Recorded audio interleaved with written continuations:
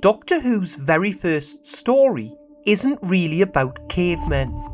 It's about what happens when people from the modern world are stripped of civilization. We're never going to get out of this awful place. Never, never, never. And once you see it, it's everywhere. But it doesn't stop there. That reframing reveals even more. Hidden inside this story are 3 ideas that completely change how you see early Doctor Who. The story isn't what you think it is. Early Doctor Who isn't what people commonly think it's trying to be. And the Doctor isn't the character most people think they're looking at. Ian, what's happening to us? First, once we see what the story is really about, Barbara's collapse makes perfect sense. Second, the story reveals the original guiding principle for Doctor Who that was largely abandoned after the success of the Daleks. And that principle wasn't children's education as is commonly believed. And third, one of the Doctor's strangest moments suddenly makes perfect sense. What are you doing? Well, I was going to get him to draw our way back to the TARDIS. The story shows us one of the major ideas behind early Doctor Who right from the beginning. Episode 1 is titled An Unearthly Child, and the Unearthly Child is the Doctor's granddaughter Susan. 2 school teachers, Ian Chesterton and Barbara Wright, have noticed how odd 15-year-old pupil Susan is. She clearly has knowledge way beyond what would be expected of a 15-year-old school pupil. She'll let her knowledge out a bit at a time so as not to embarrass me. And of course, as we know, it turns out that she's from another time and place. I was born in another time, another world. Not Gallifrey, as we would later learn. At this point, the writers are simply thinking of Susan and the Doctor as being from a more advanced time and place. She'll let her knowledge out a bit at a time so as not to embarrass me. If we're to assume that Ian is correct, it reveals that Susan isn't flaunting her futuristic knowledge and is trying to keep it hidden, just as she's careful about anyone seeing her go into the junkyard. None of the exposure of how different she is deliberate. Instead, things slip out. And there's a pattern to the things that slip out. They're assumptions. Assumptions that seem completely natural to Susan, but only make sense in the civilization she comes from. She said she thought we were on the decimal system. She accidentally talks of decimal currencies, which she's obviously more familiar with. Couldn't we deal with 2 active chemicals? Then red could turn blue all by itself and we could get on with something else.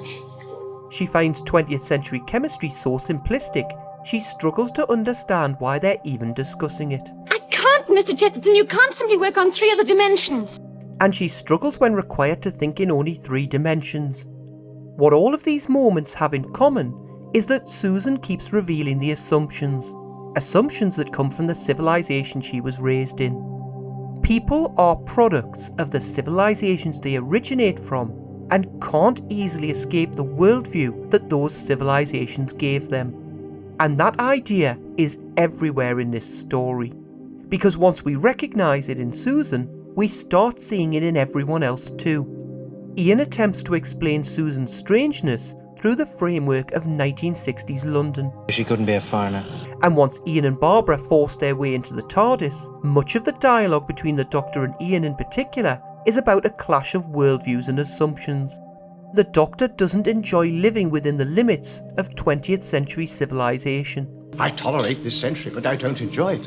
And Ian struggles to understand everything he's introduced to and makes assertions as to the impossibility of it all. I know that free movement in time and space is a scientific dream I don't expect to find solved in a junkyard. He knows he didn't expect. All language about how his worldview and expectations and assumptions are being challenged. And the Doctor is amused by what he sees as the limitation of Ian's assumptions. Time doesn't go round and round in circles. Really? Where does time go then? It doesn't go anywhere. It just happens and then it's finished.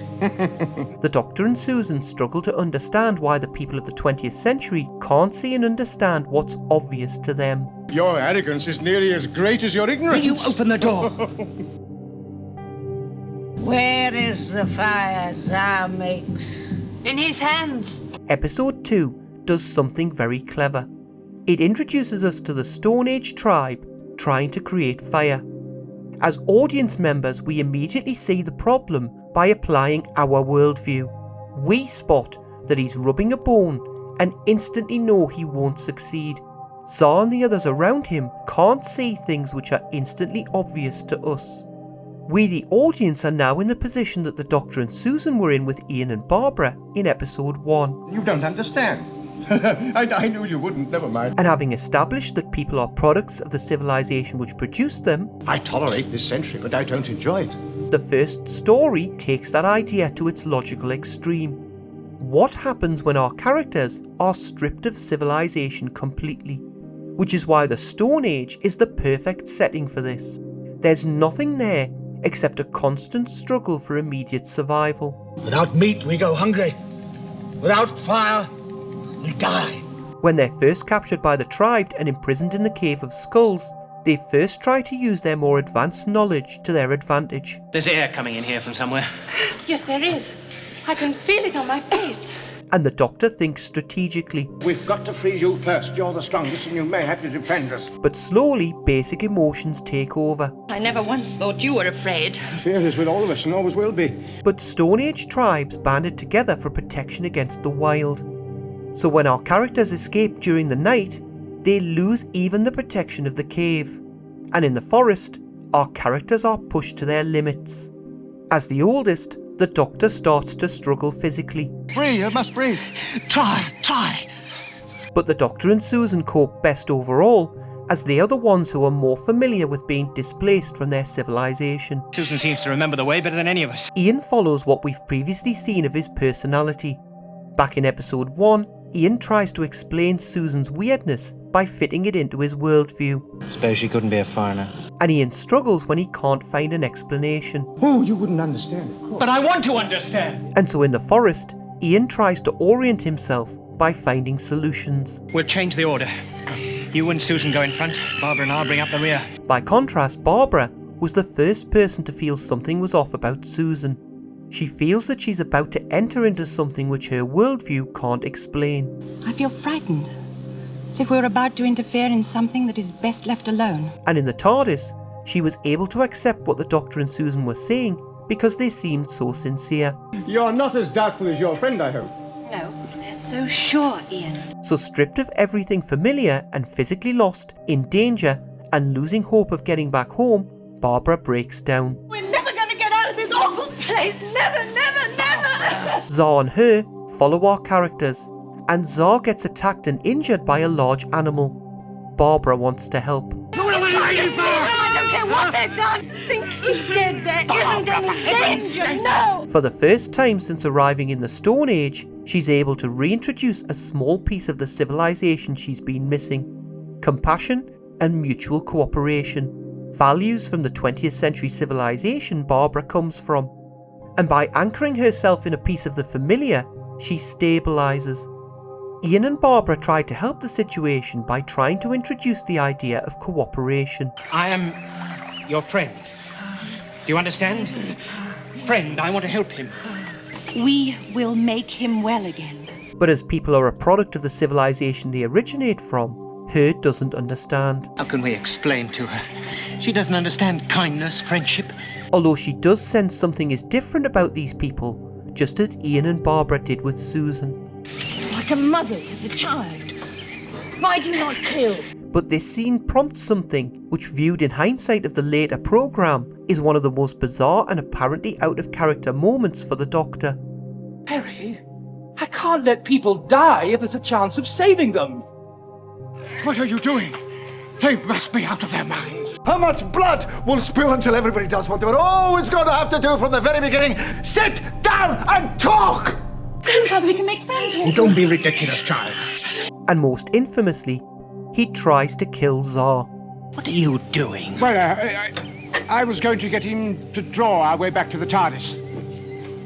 But it makes perfect sense in the context of this early concept of the show and the principles from which it's operating. People are products of the civilization they originate from and often struggle to move beyond their worldview. Barbara and Ian believe cooperation is possible because they're importing assumptions from their civilization. You're trying to say that everything you do is reasonable, and everything I do is inhuman. Well, I'm afraid your judgments are faultless, right, not mine. The Doctor sees those assumptions and recognises that they're risking their lives for something which probably won't be possible. These people have logic and reason, have they? Can't you see their minds change as rapidly as night and day? The Doctor is the wisest and most intelligent character of the show, just as he continued to be for decades. But in this story, he's the wiser character for the type of worlds the show is introducing us to. He's right. We're too exposed here. The Doctor thinks they're gambling their lives on a flawed assumption, and in the end, the Doctor is proved right, because the delay means they're recaptured at the end of episode 3. Come back! And so episode 4 gives us the truest insight into the original conception of Doctor Who, which goes way beyond the common summary of children's education. And once we see the lens, we'll see that it continues beyond this story into the rest of the first season. And we'll see there's a bizarre twist of real-world history, which means that many fans watching the show's first season miss it completely. Recaptured by the tribe and finding themselves back in the Cave of Skulls, they're left with the hope of cooperation. Ian creates a fire with wooden sticks and gives it to Zar in the hopes to trade fire for their freedom. Let him show the tribe power, establish himself as leader, then he'll let us go. But having received fire from Ian, Zar doesn't let them go, because his worldview can't conceive of why they'd want to leave. There is no better place the other side of the mountains. Zar sees that they have food, shelter, and fire. What more is there that would make them want to leave? But if this story strips characters of civilization, episode 4 asks, what are our characters actually stripped of? What is the thing that this world is missing? But in our tribe, the firemaker is the least important man. Least important because He is the least important because we can all make fire. Zar thinks fire is the important thing they lack. The whole tribe should be watching. Ian tells us that lack of fire is only a symptom. The real scarcity is the knowledge of how to make it. Doctor Who's first story has us visit a world without civilization and tells us exactly what that world lacks. An extraordinary premise for a 1963 Saturday tea time television series.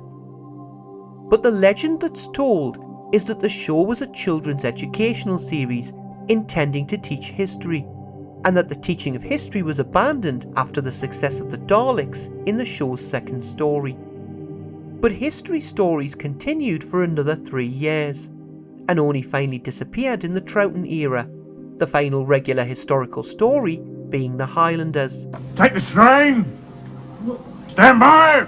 We can identify the true concept by looking further into the show's first season. And the show's second story, The Daleks, has the answer hidden in plain sight. It sees a continuation of the idea of people struggling to see beyond the worldview supplied to them by their civilization. Can't you imagine an animal unless it's flesh, blood and bone? And by looking at more than one story, we can start to see a pattern. The first story asked, what's it like when civilization is removed? The second story clearly asks, what sort of civilizations are produced by a world pushed to the extremes of nuclear war? There was a neutron war here, most died and survivors mutated. And the giveaway is that's how the story is structured.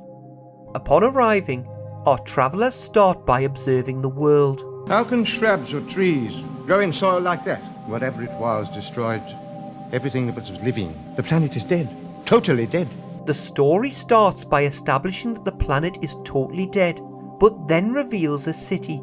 And when visiting the city, the question shifts to what the people living in the city are like. I don't imagine what sort of people these are. They're intelligent anyway, very intelligent. What these instruments tell us is that we're in the midst of a very, very advanced civilized society. We meet the Daleks, but again the question shifts. Do you think they really are just machines? Do you think there's someone inside them? And what do the Thals that live outside the city look like? They must be disgustingly mutated. The others in the forest. He said they were mutations. But then reveals the twist that the Thals look human-like rather than monstrous.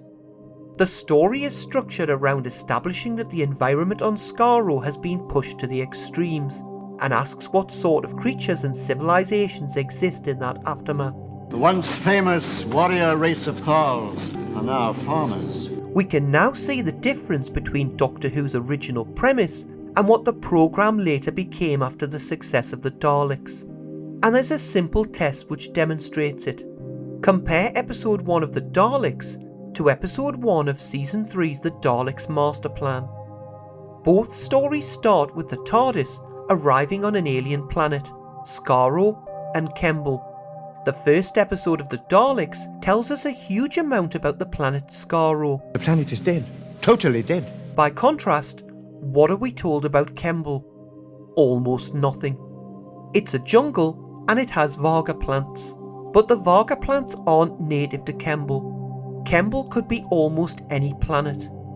Early Doctor Who is about exploring worlds and civilizations, but the exploring worlds and civilization element was de-emphasised in favour of having adventures on worlds. De-emphasised because the stories about worlds and civilizations never completely disappeared, the Web Planet being an obvious example. And this is quite understandable given where visual science fiction was in the early 1960s. Before Star Wars, respectable science fiction movies and television shows were often idea-led. For example, the 1960 George Pal movie The Time Machine explores the nature of travelling through time. To see a snail race by, my flowers flinging wide their petals to embrace the new day. And later explores the civilizations of the future. So this is man's future, to bask in the sunlight, bathe in the clear streams, and eat the fruits of the earth with all knowledge of work and hardship forgotten. Thousands of years of building and rebuilding, creating and recreating so you can let it crumble to dust. Just that I don't really fit here, any more than you would in my time. And help the Eloi build a new world. Which 3 books would you have taken? And in contrast to idea-led movies like The Time Machine, science fiction featuring alien monsters was often seen as low-budget B material. And the BBC's history of science fiction, with Quatermass and A for Andromeda, had also been built around science fiction ideas rather than action-adventure. He had the face of an ape, but he had a big brain. And he stood like a man. So it's no surprise that Doctor Who, conceived as a series about travellers in time and space, would focus on exploring the civilizations which were encountered. This is these people's ancestor, the original foul male. But future stories from the show's first season were already in development before the transmission of the Daleks. The third story, Edge of Destruction, was set all inside the TARDIS to save money. But the fourth story, Marco Polo, is literally a 7-episode exploration of a civilization. For the past 3 days, I have followed the course of the Yellow River as it flows north of the small town of Sinju, which lies nestled against the Great Wall. After Marco Polo, the 5th story, The Keys of Marinus, shows a clear pivot towards action-adventure, with each of the various parts of Marinus merely providing the setting for the adventures.